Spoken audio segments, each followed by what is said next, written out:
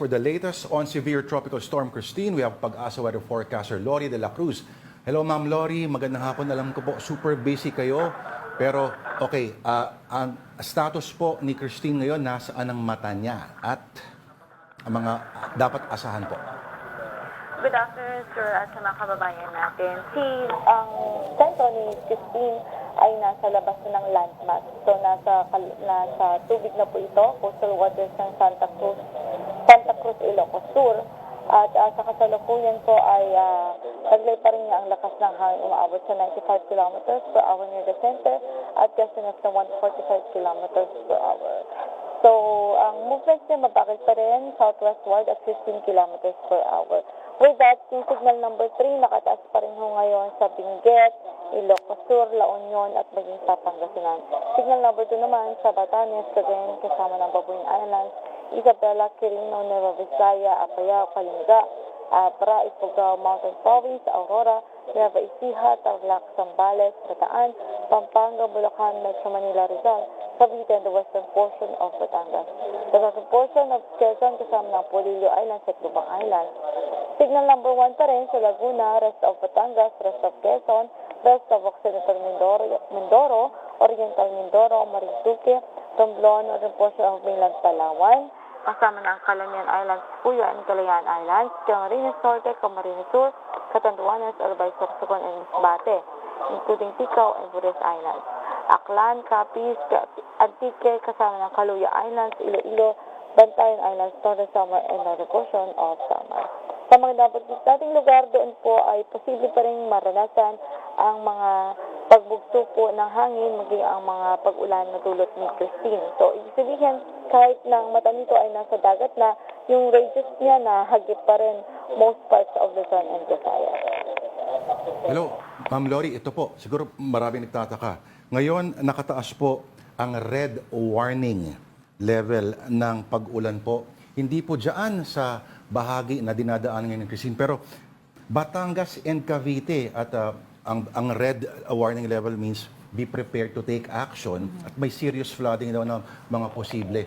Ma'am, so baka may paliwanag, bakit nandun yung bagyo pero ganun kalapad talaga na umaabot po ang mga pag-ulan dito sa bahagi sa may katimugan? Opo, kasi po kung mapapansin po natin sa satellite, yung karamihan o concentration po ng mga pag-ulan ay dito po natin nakikita mostly sa southern and southwestern portion ng bagyo. So in reference doon sa location ngayon ng bagyo, yung ilalim niya, yun po yung masyadong maulan. So kasama po tayo dito actually Metro Manila, some parts of Central Luzon, at malala ngayon yung mga pag-ulan na in-expect natin sa Batangas at Cavite. Dahil ayun nga po, bukod dyan, dahil nasa ilalim concentrated yung mga pag-ulan ng bagyo, bukod dyan, may southwesterly pa tayo. Yung parang nahatak pang southwesterly wind. Sorry po, Yes, ma'am. po. Opo, pasensya na po. Pero parang muffled po yung tunog ng ating yung reception po sa phone po natin. Baka pwede pong papihit po ng konti, ma'am. Kasi sayang po eh. Papihit? What do you mean, sir? Sorry po. Okay. Ma'am Lori, sige po. Inaasahan daw na this afternoon ilalabas na ng landmass, no?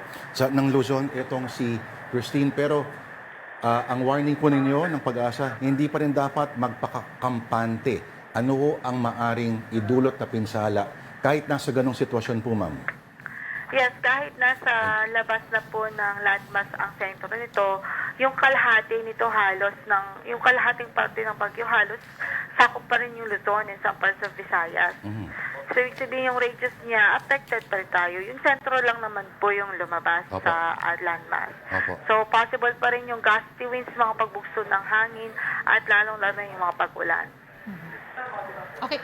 Ma'am Lori, kamusta naman po yung may binabantayan po tayo ngayon, na isa pang low pressure area na ang pangalan Leon, Ano po ang Leon pa rin po ba ang pangalan nito pag pumasok na sa Philippine Area of Responsibility? Opo, pag pumasok po ito sa ating Area of Responsibility, we will name it Leon. Opo. Pero ma'am, dalawa lang daw pwedeng puntahan, Either diretso sa Japan or kakaskas daw or sasadsad sa northern part ng Luzon? Yes, Opo. tama po. Opo. ito ba ay medyo ligtas naman ba kahit pa paano the rest of the country or maaari pang mag-iba po ng takbo?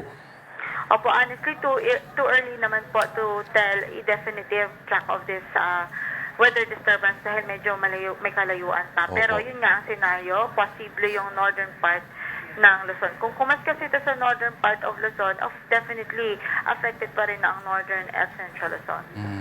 Ma'am Lori, okay.